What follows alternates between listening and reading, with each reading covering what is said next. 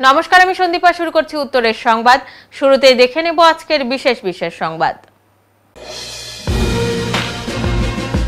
চা বাগান শ্রমিকদের বেতন, পিএফ সহ যে কোনো সুযোগ সুবিধা থেকে বঞ্চিত করলে এবং চা বাগান 3 মাস বন্ধ থাকলে বাতিল হবে মালিক পক্ষের লিজ। শিলিগুড়ি স্টেট গেস্ট হাউসে ত্রিপাক্ষিক বৈঠকের পর এমনটাই জানালেন রাজ্যের শ্রম মন্ত্রী মলয় ঘটক। পহেলা বৈশাখ অর্থাৎ বাঙালির নববর্ষ, আর এই দিনটির সাথেই ওতপ্রোতভাবে জড়িয়ে আছে হালখাতার বিষয়টি। তবে সময়ের সাথে সাথে এবং যুগের পরিবর্তনে ব্যবহার এবং বিক্রি দুটোই কমছে এই হালখাতার। তাই ভবিষ্যতে হালখাতা বিক্রি করতে আর আসবো না বলে আক্ষেপের সুরে জানালেন বিহারের বাসিন্দা মোহাম্মদ আবির হোসেন।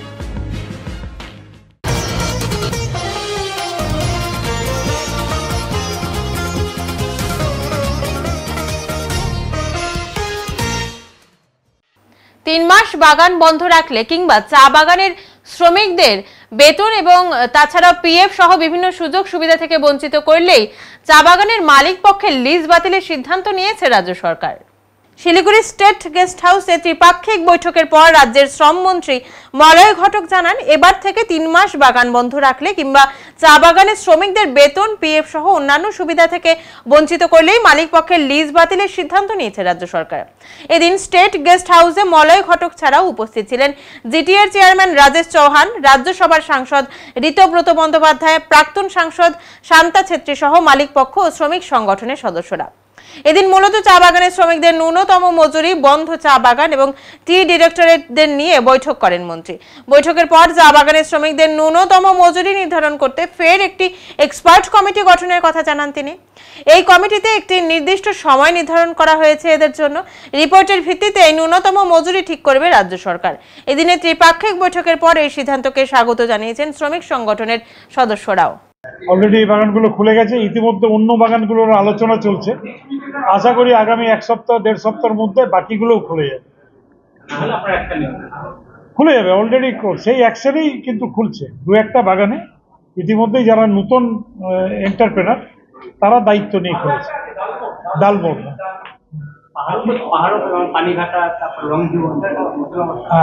কিছু বাগান আছে যেগুলো কিন্তু সাবজুডিস, বিশেষ করে দার্জিলিংয়ে যে ডিওটিপিএল, দার্জিলিং অর্গানিক টিয়ের যে কোম্পানি, তারা 14টা বাগান তারা নিয়েছিলেন।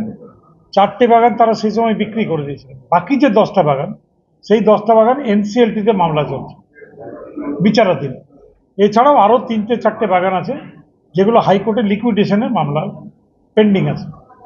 আমরা এই সমস্ত যেগুলো ধরুন সাবজুডিস হয়ে আছে সেগুলো কিভাবে তাড়াতাড়ি খোলা যায় সে ব্যাপারেও আমরা কিন্তু প্রতিনিয়ত চেষ্টা করি। সময়ের সাথে সাথে বিক্রি কমছে হালখাতার, তাই আগামী 2026-এর পর থেকে আর হালখাতা বিক্রি করবেন না বিহারের দ্বারভাঙার মোহাম্মদ আবির হোসেন। প্রতি বছরই জলপাইগুড়ির মার্চেন্ট রোডে রকমারি হালখাতার পসরা নিয়ে বসেন তিনি। দীর্ঘ 40 বছর ধরেই এই ব্যবসা চালিয়ে যাচ্ছেন তিনি। উল্লেখ্য, হালখাতা হলো বাংলা নববর্ষের প্রথম দিনে ব্যবসায়ীদের মধ্যে বিনিময় করা একটি ঐতিহ্যবাহী প্রথা। এটি বাংলার পয়লা বৈশাখের একটি গুরুত্বপূর্ণ ঐতিহ্য। এই দিনটিতে ব্যবসায়ীরা তাদের ব্যবসায়িক সম্পর্কের উন্নতি এবং নতুন বছরের শুভ কামনা করেন। যদিও হালখাতার ইতিহাস অনেক পুরনো। প্রাচীনকাল থেকে এই ব্যবসায়ীদের তাদের ব্যবসায়িক বছরের শুরুতে একটি নতুন হিসাব শুরু করার প্রথা চালু ছিল। বাংলা নববর্ষের সাথে এই প্রথাটি একত্রিত হয়ে হালখাতা নামে পরিচিতি লাভ করে। তবে হালখাতা একটি বাণিজ্যিক প্রথা হলেও বর্তমানে এটি একটি সামাজিক প্রথায় পরিণত হয়েছে। যদিও যুগের পরিবর্তনের সাথে সাথে এর বিক্রি ব্যাপক হারে কমেছে বলেই জানান মোহাম্মদ আবির হোসেন। তার মতে, বর্তমান যুগ কম্পিউটারের, মানুষ এখন ঐতিহ্যের হালখাতা কিনতে চান না। আধুনিকতার ছোঁয়ায় এই ব্যবসা হারিয়ে যেতে বসেছে। তিনি আরো বলেন, আগের মতো আর ব্যবসা নেই। আগে খুব ভালো বিক্রি হতো। আগামী মঙ্গলবার রয়েছে পয়লা বৈশাখ, কিন্তু আজও তেমন বিক্রি নেই। আগে 4 থেকে 5 জন আসতাম বিক্রি করতে, এখন একাই আসি। সবটাই নিজের হাতে তৈরি করি। যেহেতু বিক্রি নেই, তাই আগামীতে জলপাইগুড়িতে আসা বন্ধ করতে হচ্ছে। আগামী 2026 সালে একবার আসার ইচ্ছে রয়েছে, তারপর থেকে আর আসবো না বলে আক্ষেপের সুরে জানান তিনি। খাতা দোকান, কি খাতা এইগুলো হলো আপনার রামনবমী, পয়লা বৈশাখদের নতুন ব্যবসার দিনের খাতা হলো। ব্যবসা যারা করে ওর জন্য যে পূজা করে, এই যে খাতাদের পূজা করে আমি এখানে আপনার জলপাইগুড়ি দিয়ে অনেক দিন থেকে আসতে, আমার বাবা আসতো, বাবার পরেটা আমি আসতেছি। আমার আসাটার হয়ে গেল এখন 40 বছর, 40-41 বছর হয়ে গেছে। আগের মতন তো আগে চলতো জবিদা, খতিয়ান, টোক খাতা এসবগুলো। এখন তার তখন ছিল আপনার ম্যানুয়াল ছিল, তখন খাতাপত্রটা বিক্রি বেশি ছিল। এখন চলে আসছে কম্পিউটারে। এখন যারা কম্পিউটারে করে তাহলে খাতাতে একটা ছোট খাতাটা নিয়ে পূজা করে। হ্যাঁ, আগের মতন ব্যবসা নেই। এই যে আজ কালকে এই যে মঙ্গলবার দিন আসে আপনার পয়লা বৈশাখ, আজকে দেখেন বসাবসি বেচা কিনি নাই। আগের থেকে এখন কেমন বাজার কিরকম? খুব খারাপ, খুব খারাপ। কেন, কি কারণে এখন বিক্রি হয় না? ওই যে আপনার কম্পিউটারের জন্য। মোবাইল কম্পিউটারের জন্য? হ্যাঁ, আগে কেমন বিক্রি হতো? আগে তো বাম্পার বিক্রি হতো। আগে তো আমি 4-5 আসতাম, এখন একা আসি। হ্যাঁ, হুম, আগে চাহিদা ছিল প্রচুর। হ্যাঁ হ্যাঁ হ্যাঁ, সবটা বিক্রি, অল্প কিছু মাল থাকে যেত। আমরা যে কাগজের তার বাইন্ডিং জন্য মজদুরিও করি। আর অনেক লোক দোকানদারগুলো আছে, কাগজটা দিয়ে যায়, দিয়ে কাগজটাকে আমি বাইন্ডিং করে আমার মজদুরি আমরা পাই। হ্যাঁ, এই যে আপনার মার্চ মাসে 3-4 তারিখে চলে আসি আমরা। আর যাবেন কবে? এই যে যাবো পয়লা বৈশাখ 15 তারিখ শেষ হয়ে যাবে, মঙ্গলবারে, তাহলে 17-18 তারিখেতে চলে যাব। কোথা থেকে আসেন? আমি বিহার থেকে আসি, দরভঙ্গা। হ্যাঁ, অনেক দিন থেকে আসতেছি, যেন বছরে তার একটা পূজার খাতাটা আমরা বিক্রি করি। হ্যাঁ, মনটা এমনি তো কাজ করি, বিহারে আমরা কাজ করি নিজেরটার, এই যে খাতার পত্রটার কাজ করি, আর অফিসের বাইন্ডিংয়ের কাজ করি। তাও থাকে কি ভাই, প্রতি বছরটা আমরা যাই, আমার বাবা যাইতেছিল, আমি আসতেছি এখানে। হ্যাঁ, যেমন খারাপটাও হয় তাও মন মানে না, চলে আসতেছি। আর এবারটা মনে করলাম, এবারটা করে ব্যবসার আবার সামনে বছর 2026টা করে আবার ছাড়ে দিব। আর ছেলেগুলো এইসবকে কাজটা শিখাই না। মানে বিক্রি হচ্ছে না জন্য ছেড়ে দেবেন? হ্যাঁ, ওর জন্য ছাড়ে। কি আছে আইটেম, মানে কি আছে? আইটেম আছে এই যে হাফ রেজিস্টার আছে, আপনার রেজিস্টার আছে, টালি খাতা আছে। কি নিলেন? গণেশ পূজা হবে না, সেই গণেশ ঠাকুরের জন্য খাতা নিতে হয়। আমাদের একটা খাতা লাগে। কি কাজে লাগে এটা? এই যে পূজার দিন আমার মধ্যে এর মধ্যে ছাপ দেয়, রূপার টাকা দিয়ে ছাপ দেয়, তারপর ওটার মধ্যে আমরা সারা বছর ব্যবহার করি। কাজে লাগে? হ্যাঁ, দোকানে, আমাদের দোকান তো, ব্যাগের দোকান আমাদের, এই তো দোকান প্রতি বছর। এই বছর এটা শেষ হয়ে যায়, তারপরের বছর আবার না। এখন তো চাহিদা কিরকম? এখন তো মোবাইল কম্পিউটারের যুগ। হ্যাঁ, কম্পিউটারের যুগ হলেও এটা তো পুরানো জিনিস, এটা কি কেউ ছাড়তে পারবে? যার লাগবে সে নেবেই। চাহিদা কি কমেছে না বেড়েছে? না, আছে, সবই ঠিকঠাকই আছে। হ্যাঁ, দামের জন্য তো একটু হেরফের হবেই না, 2 পয়সা সবারই লাগে। যা ব্যবসা, এখন ব্যবসা খুব একটা ভালো নেই। কি পাওয়া যাচ্ছে?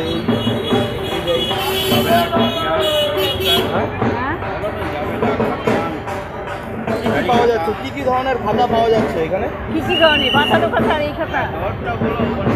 আচ্ছা, ঠিক আছে। ও 10 টাকা থেকে শুরু। কটা নিলেন আপনি? আমি দুটো। জলপাইগুড়ি শ্রী বৈকুণ্ঠনাথ পিঞ্জরাপোল গোশালায় এই প্রথম শুভ উদ্ঘাটন হলো মিল্ক প্যাকেটিং মেশিনের।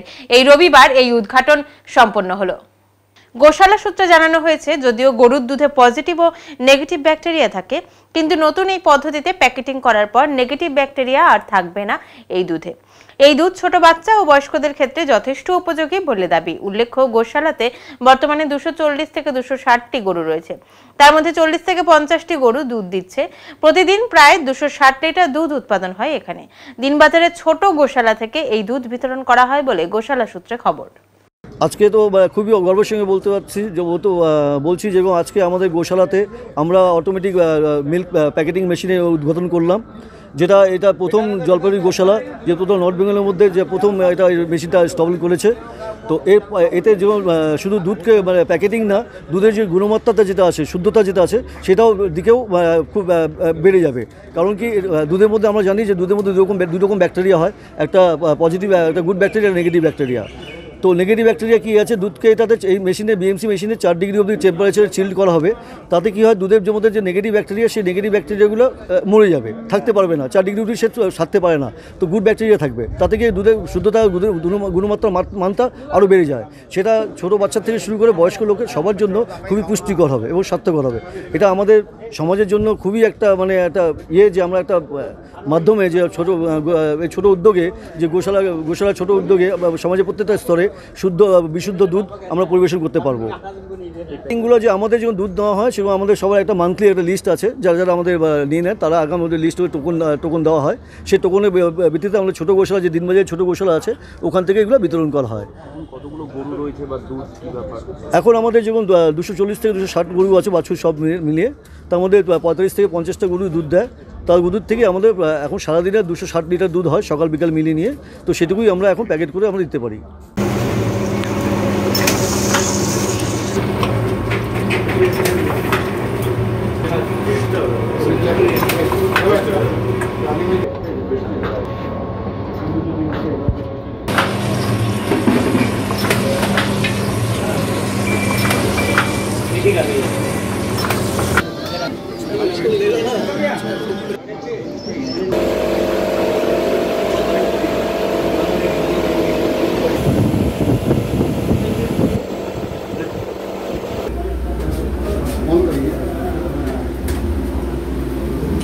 हाथ लगाए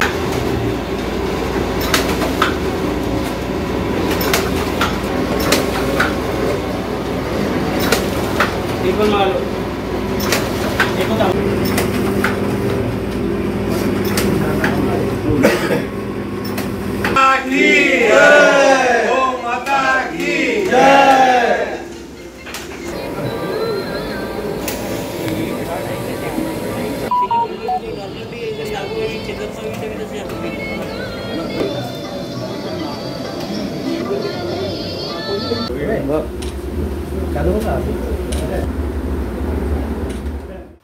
বিএসএফ মমতার পুলিশের মতো কাপুরুষ নয়, এটা জেনে রাখুক জেহাদিরা।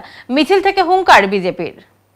রবিবার জলপাইগুড়ি টাউন মন্ডল 1 এবং 2 এর পক্ষ থেকে সন্ধ্যায় এক প্রতিবাদ মিছিল শহরের বিভিন্ন পথ পরিক্রমা করে। মূলত মুর্শিদাবাদ জেলায় সনাতনী সম্প্রদায়ের মানুষের উপর যে নির্মম নির্যাতনের ছবি প্রকাশ্যে এসেছে, সেই নিয়েই সোচ্চার হতে দেখা যায় সান্ধ্য মিছিলে অংশ নেওয়া বিজেপি কর্মী ও সমর্থকদের। এই প্রসঙ্গে মন্ডল সভাপতি অজয় শাহ ক্ষোভের সঙ্গে বলেন, মমতা বন্দ্যোপাধ্যায়ের জেহাদি দুধেল গাইরা জেলায় জেলায় সনাতনী হিন্দুদের উপর নির্যাতন করে যাচ্ছে। এর সঙ্গে 26,000 শিক্ষক শিক্ষিকার চাকরি বাতিল হয়েছে, যার জন্য একমাত্র দায়ী রাজ্য সরকার। অথচ মমতা বন্দ্যোপাধ্যায় কলকাতায় চুপ করে বসে তামাশা দেখছেন। মুর্শিদাবাদে কেন্দ্রীয় বাহিনীর উপর আক্রমণ করছে জেহাদি দুধেল গাইরা, কিন্তু তারা যেন মনে রাখে বিএসএফ রাজ্যে পুলিশের মতো কাপুরুষ নয়। আপনাদের কি কারণ এই মিছিল? আজকে ভারতীয় জনতা পার্টি জলপাইগুড়ি টাউন মন্ডল 1 ও 2 এর পক্ষ থেকে আপনারা দেখছেন যে যেভাবে জেহাদিরা, মমতা দিদির জেহাদিরা, দুধেল গাইরা কিভাবে মেদিনীপুরে এবং বিভিন্ন জায়গাতে, জাঙ্গিপুরে বাড়ি ঘর ছাড়া হিন্দুদেরকে করে দিচ্ছে, হিন্দুদেরকে মারধর করছে এবং সনাতনীদেরকে বাড়ি ছাড়া করছে, হত্যা করছে এবং যুবক প্রজন্মকে নষ্ট করছে এই মমতা ব্যানার্জি সরকার। 26,000-এর চাকরি গিয়েছে এসএসসিতে। তার প্রতিবাদে আজকে আমাদের মিছিল জলপাইগুড়ি বিজেপির পক্ষ থেকে। মুর্শিদাবাদে তো একটা ঘটনা ঘটেছে, মুর্শিদাবাদে হিন্দুদের উপরে অত্যাচার, তারই প্রতিবাদ।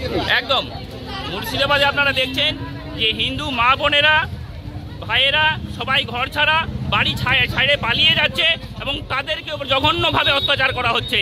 মমতা ব্যানার্জি সরকার গান্ধারীর মতন মমতা ব্যানার্জি চুপচাপ কলকাতায় বসে আছেন, কিন্তু ভারতীয় জনতা পার্টি মমতা ব্যানার্জিকে ছাইরে কথা বলতে ছাড়বে না। মমতা ব্যানার্জিকে জবাব দিতে হবে এবং জবাব না দেওয়া পর্যন্ত আমাদের আন্দোলন পশ্চিমবঙ্গ জুড়ে চলবে। বিএসএফ নামানো হয়েছে, কিন্তু বিএসএফ এর উপরেও তারা হামলা করছে। কিন্তু যে জেহাদিরা আছে তাদেরকে আমরা বলে দিচ্ছি, বিএসএফ মমতা ব্যানার্জি পুলিশের মতন কাপুরুষ না। বিএসএফ পালাবে না, প্যারামিলিটারি লাগানো হবে এবং তোমাদেরকে দমন করা হবে। এখন নিচ্ছি ছোট্ট একটি বিরতি, ফিরে আসছি একটু পরে, সঙ্গে থাকুন। সব সময় সব দিকের সব খবর পেতে সাবস্ক্রাইব করুন, বেল আইকনটি প্রেস করে আপডেট থাকুন।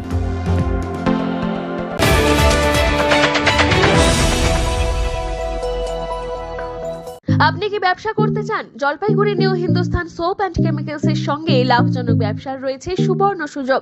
75 বছরের ঐতিহ্যবাহী মানসম্পন্ন লন্ড্রি সাবান, হ্যান্ডমেড, মেশিন মেড সাবান ও ডিটারজেন্ট পাউডার নিয়ে আমরা খুঁজছি নতুন ডিস্ট্রিবিউটর। তেল ভিত্তিক সাবান, নিরাপদ, কার্যকর, জামাকাপড় থাকে নতুনের মতো। লাভজনক এই ব্যবসার সুযোগ হাতছাড়া করবেন না। আজই যোগাযোগ করুন নয়াবস্তিপাড়া, নিবেদিতা সরণি, জলপাইগুড়ি। যোগাযোগ নম্বর 9647800291 অথবা 9819680057।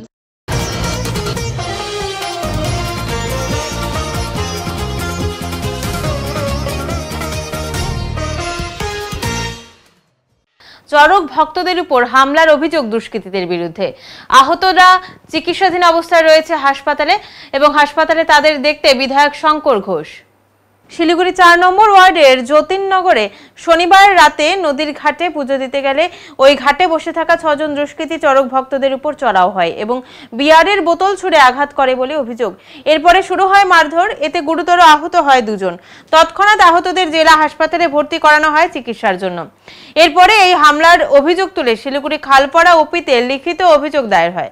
সকাল হতেই আহতদের দেখতে শিলিগুড়ি জেলা হাসপাতালে যায় বিজেপি বিধায়ক শঙ্কর ঘোষ। তিনি জানান, এই রাজ্যে একটি হিন্দু বিরোধী সরকার তৈরি হয়েছে। রাজ্যের একের পর এক জায়গায় যেভাবে হিন্দুদের উপর আক্রমণ হচ্ছে তাতে বোঝা যাচ্ছে বাংলাদেশের মতন একই কায়দায় এ রাজ্যে লুটপাট চলছে। যে যারা এর বিরুদ্ধে প্রতিবাদ করতে পারেন, সংখ্যালঘু অংশের মানুষের মধ্যে যারা সচেতন অংশের মানুষ, নিশ্চিতভাবে ব্যতিক্রমী 1-2 জনকে দেখা যায়, কিন্তু সমষ্টিগতভাবে এর বিরুদ্ধে প্রতিবাদ হয় না। আমার তো মাঝে মাঝে মনে হয় যে সেকুলার হিন্দুরা গিয়ে ওই যে পিতা আর পুত্র দাস, শুধুমাত্র দাস বলে তাদেরকে খুন করা হয়েছে। কমিউনিস্ট পার্টি একটা প্রেস রিলিজ বের করেছে সিপিআইএম, সেখানে দিচ্ছে সংখ্যালঘু যে ছেলেটি মারা গেছে পুলিশের গুলিতে তার নাম দিচ্ছে, কিন্তু বাড়িতে যাদেরকে কেটে আসা হয়েছে তাদের নাম দেওয়া হচ্ছে না। তো পশ্চিমবঙ্গে হিন্দুরা থাকবে কি থাকবে না সে তো সময় ঠিক করবে, তবে লড়াইটা আমাদেরকে করতে হবে। আমরা জন্মসূত্রে যে পরিচয় বহন করি সেই পরিচয় তো আমরা ফেলে দিতে পারবো না, গঙ্গার জলে বিসর্জনও দিয়ে দিতে পারবো না। মমতা ব্যানার্জির মতন আমরা ধর্ম, অনেকে বলেন যে পরিবর্তন করে ফেলছেন, সেটাও করতে পারবো না। এই তো হিন্দুরা ধর্মটাকে উৎসবে বানিয়েছে, তাই উৎসবের সময় জমায়েত হয়, ধর্মের নামে মার খেলে আর কারো খোঁজ পাওয়া যায় না। আর মুসলিম ভাইয়েরা তারা ধর্মটাকে ধর্মই রেখেছে, তাই ধর্মের নামে ডাক দিয়ে যেখানে সেখানে তারা এই ধরনের গুন্ডাগির্দি করছে। এইসব চলবে নাকি? যখনই আমি দেখি এই ধরনের ঘটনা, তখন দেখি এই যে উন্মত্ত জনতা, ওয়াকফ বিল কি সেটাই বুঝলো না, অথচ ওয়াকফ বিল চলে গেল বলে, আর এই ওয়াকফ বিলকে সামনে রেখে হচ্ছে মুসলিম সম্প্রদায়ের তৃণমূলের নেতারা লুটে খাচ্ছে হচ্ছে গরিব মুসলিমদেরকে। গরিব মুসলিম তো কিছু পেল না, সংখ্যালঘু গরিব মুসলিম হাতে তাদেরকে বাটি দিয়ে বসিয়ে রাখলো, তাদেরকে আরো গরিব থেকে গরিব বানালো। আর কিছু জেহাদি মুসলিম, রোহিঙ্গা মুসলিম, তৃণমূলের নেতা মুসলিম, তারা হচ্ছে লুটে পুটে খাচ্ছে এই সমস্ত সম্পত্তি। আর তাদেরকে তাদের কথাতে উস্কানিতে আজকে দেখেছেন বিডিও অফিস কিভাবে সরকারি সম্পত্তি ভাঙচুর হয়েছে, আজকে কিভাবে 6টা পুলিশের গাড়ি জ্বালিয়ে দেওয়া হয়েছে, এগুলো চলছে। তো ওটা সন্ন্যাসীর গায়ে লাগছে, ওটা লাগাতে আমি ওদেরকে বললাম যে ভাই এটা কি করছিস, তোরা এরকমভাবে ঢিল মারছিস। মারার পর কিছুক্ষণ তর্কাতর্কি করে চলে গেল, তারপরে আবার এসে ঢিল মারছে, মারার পর তারপরে চিল্লাচিল্লি গালাগালি করছে, ওখান থেকে হাসাহাসি। কারা ছিল ওরা? কারা ছিল? ওখানকার লোকাল ছেলে পেলে ছিল। চেনো তাদেরকে? হ্যাঁ, তাদেরকে চিনি। আচ্ছা, তারপরে থানায় এফআইআর করা? হ্যাঁ, তারপরে থানায় এফআইআর করা হয়েছে। মানে রাতে কয়জন আহত হয়েছে? কয়জন? আমরা তো ছিলাম, আমরা ছিলাম 5 থেকে 6 জন, আর ওরা 5 থেকে 6 জনই ছিল। 5 থেকে 6 জনই ছিল, ওরা প্রায় ড্রিঙ্ক করা ছিল। 5 জনকে মারধর করে? হ্যাঁ, 5 জনকে মারছে। তোমার নাম? কার্তিক সরকার। যাদেরকে মানে যারা মেরেছে তাদের বাই নেমে এফআইআর করেছে? না, তাদের নামে এফআইআর করা হয়েছে। জলপাইগুড়ির বাজার সেজেছে নববর্ষের সাজে, সাথে চৈত্র সেলের বাজারেও হাজার হাজার মানুষের উপচে পড়া ভিড় লক্ষ্য করা যাচ্ছে। চৈত্র সেলে জিনিসপত্র কেনার আর মাত্র একদিন, আর তাই এখন রাতেও বাজার জমজমাট। শহরের মার্চেন্ট রোড এলাকায় শয়ে শয়ে মানুষ রকমারি জিনিসপত্র কিনতেই ব্যস্ত। আগামী পরশু পহেলা বৈশাখ, আর পয়লা বৈশাখের আগে এই চৈত্র সেলের বাজার জমে উঠেছে। বাজারে বিক্রি হচ্ছে হরেক রকমের জিনিসপত্র, যার মধ্যে জামা কাপড়ই বেশি বিক্রি হচ্ছে। মার্চেন্ট রোডের দুধারে জামা কাপড়ের সাথে ব্যাগ, জুতো বেশি পরিমাণে বিক্রি শুরু হয়েছে। সব মিলিয়ে চৈত্র মাসের চৈত্র সেলের বাজার এখন রমরমিয়ে চলছে। পয়লা বৈশাখকে সামনে রেখে এই রোডের উপরে লাগানো হয়েছে টুনি লাইটও। বাজার কেমন দেখছেন আজকে? খুব ভালো, একদম খুব আনন্দ পাচ্ছি। মানে রাস্তায় এত লোকজন দেখে খুবই আনন্দ পাচ্ছি। বিক্রি বাট্টা কেমন হচ্ছে? বিক্রি বাট্টা ভালো হচ্ছে। মানুষ কি অনেক জায়গা থেকে আসছে নাকি এত ভিড়? হ্যাঁ, বাইরের থেকে আসছে তো। আজকে ভিড় কেমন? এই তো কাল বাদে যেতেই পারলো না, ভিড় হয়েছে এই 12টার থেকে ভিড়, ভালোই ভিড়। আর এখন সন্ধ্যা রাতে কি আরো বেশি? হ্যাঁ, মানে রাত্রি 9টা পর্যন্ত এরকম থাকবে কন্টিনিউ। বেশি কি বিক্রি হচ্ছে?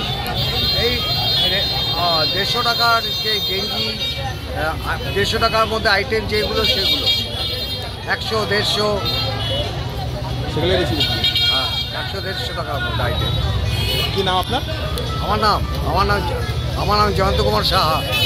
খেজুর পাতার উৎসব জলপাইগুড়িতে।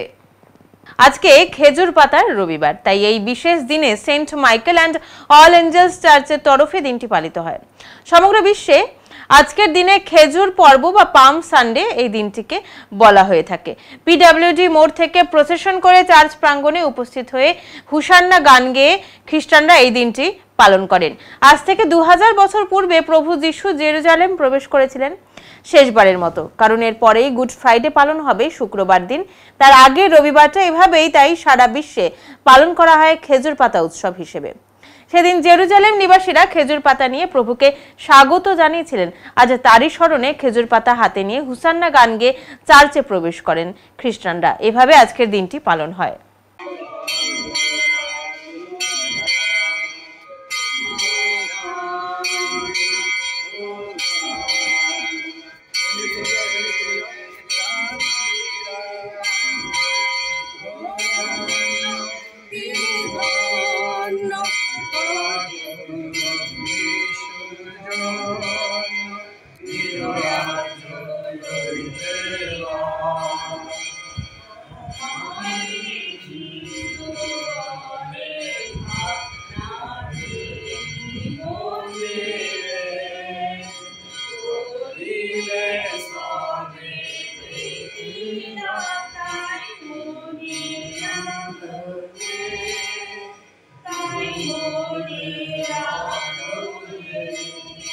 ভারতবাসী তথা জলপাইগুড়িবাসীর মঙ্গল কামনায় হনুমান জন্ম জয়ন্তী উৎসব উপলক্ষে শ্রী শ্রী হনুমান জয়ন্তী মহোৎসব মহাবীর স্থান দর্জি পাড়ায় পালিত হলো।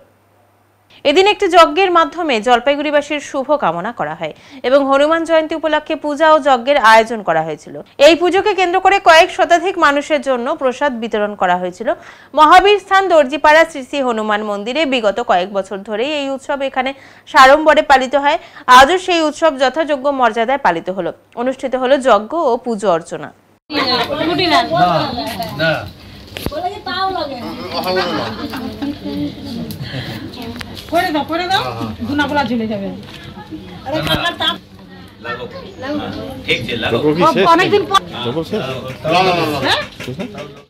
নিজেদের সেলফ ডিফেন্সে পারদর্শিতা অর্জন এবং শরীর স্বাস্থ্য সঠিক রাখার উদ্দেশ্যে আজ জলপাইগুড়ির ধাপগঞ্জ অন্তর্গত একটি স্কুলের মাঠে রাজ্য স্তরের কুংফু টুর্নামেন্টের আয়োজন করা হয়। জলপাইগুড়ির একটি বেসরকারি স্কুলের উদ্যোগে আয়োজিত এই প্রতিযোগিতায় বিভিন্ন রাজ্য থেকে প্রশিক্ষিত কুংফু খেলোয়াড় ও প্রতিনিধি দল অংশগ্রহণ করেছেন। উল্লেখযোগ্যভাবে রাজ্য ও জাতীয় স্তরের প্রশিক্ষকরা উপস্থিত থেকে প্রতিযোগীদের প্রশিক্ষণ ও উৎসাহ দিয়ে টুর্নামেন্টকে আরও আকর্ষণীয় করে তোলেন। প্রতিযোগিতাটি বিভিন্ন বিভাগে বিভক্ত এবং বিজয়ীদের হাতে পুরস্কার তুলে দেওয়া হবে এই অভিজ্ঞ প্রশিক্ষকদের দ্বারাই। এখন নিচ্ছি ছোট্ট একটি বিরতি, ফিরে আসছি একটু পরে, সঙ্গে থাকুন। সব সময় সব দিকের সব খবর পেতে সাবস্ক্রাইব করুন, বেল আইকনটি প্রেস করে আপডেট থাকুন।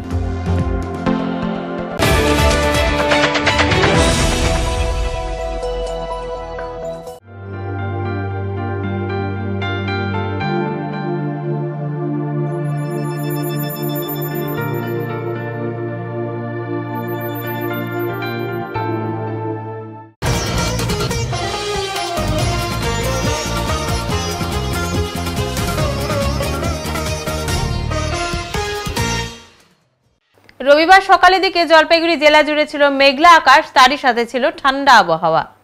আবহাওয়া দপ্তরের পূর্বাভাস অনুযায়ী জলপাইগুড়িতে রবিবার ভোর থেকেই বজ্রবিদ্যুৎ সহ ভারী ঝড় বৃষ্টি শুরু হয় জেলা জুড়ে। সাথে মেঘের গর্জনও ছিল। ঝড় বৃষ্টির ফলে জেলার বিভিন্ন এলাকা বিদ্যুৎহীন হয়ে পড়ে। বৃষ্টির কারণে এ ধরনের ঠান্ডা আবহাওয়ায় গরমের হাত থেকে অনেকটাই স্বস্তি পেয়েছে জেলাবাসী। তবে বেলা বাড়ার সাথে সাথে বৃষ্টি কমতে শুরু করেছে।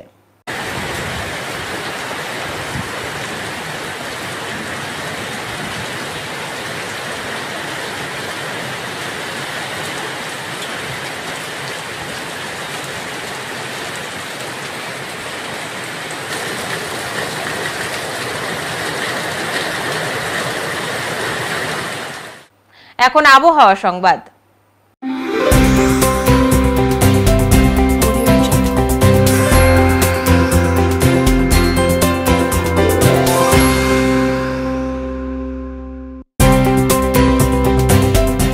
কেন্দ্রীয় আবহাওয়া দপ্তরের জলপাইগুড়ি কেন্দ্র থেকে পাওয়া তথ্য অনুযায়ী রবিবার দিনের সর্বোচ্চ তাপমাত্রা ছিল 29.7 ডিগ্রি সেলসিয়াস ও সর্বনিম্ন তাপমাত্রা ছিল 19.7 ডিগ্রি সেলসিয়াস। গত 24 ঘন্টায় বৃষ্টিপাতের পরিমাণ ছিল 16.2 মিলিমিটার। শেষ করবার আগে আজকের বিশেষ সংবাদ আরো একবার। চা বাগান শ্রমিকদের বেতন, পিএফ সহ যে কোনো সুযোগ সুবিধা থেকে বঞ্চিত করলে এবং চা বাগান 3 মাস বন্ধ থাকলে বাতিল হবে মালিক পক্ষের লিজ। শিলিগুড়ি স্টেট গেস্ট হাউসে ত্রিপাক্ষিক বৈঠকের পর এমনটাই জানালেন রাজ্যের শ্রম মন্ত্রী মলয় ঘটক।